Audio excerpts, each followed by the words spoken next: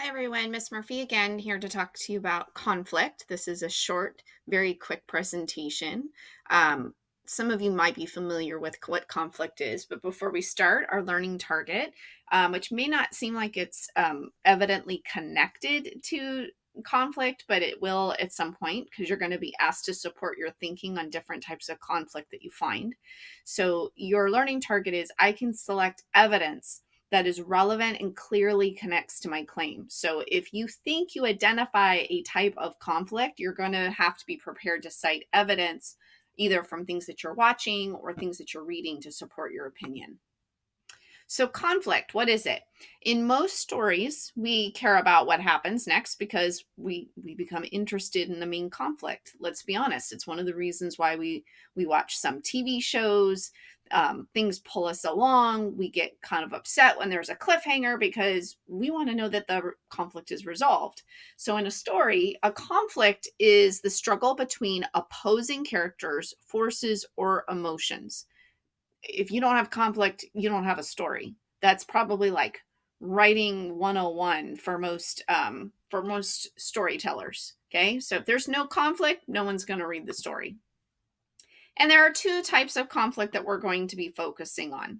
So the first type of conflict is internal conflict, and the second is external. And if you can see from our little picture here, we've got Homer Simpson with the little angel on the side of his shoulder telling him maybe he should be doing good things. And then over here, we've got the little devil figure telling him maybe he should be doing bad things. So this is like that decisions that go inside the character's head where they have to sort of figure out, what should I do?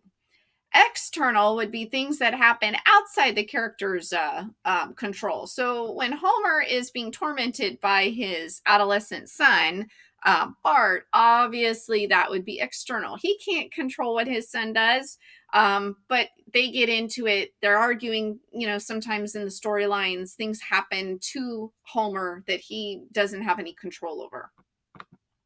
So internal conflict. An internal conflict is created when the main character undergoes an emotional struggle.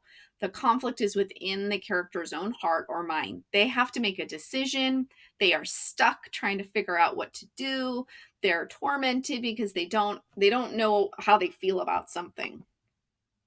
External conflict, though, is when a conflict is created when a person or outside force prevents the main character from achieving his or her goal. It means it happens to the character. The example given here, for example, a secret agent or a blizzard might threaten a person's life.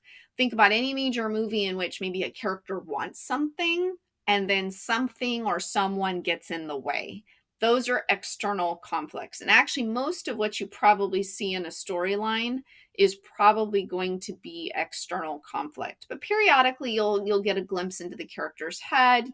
You'll kind of figure out like, okay, well, this is what they're trying to decide. But sometimes that internal conflict is a result of external conflict that they're facing. All right, so now you're going to move on to doing some practices on what different types of conflicts are. Thanks.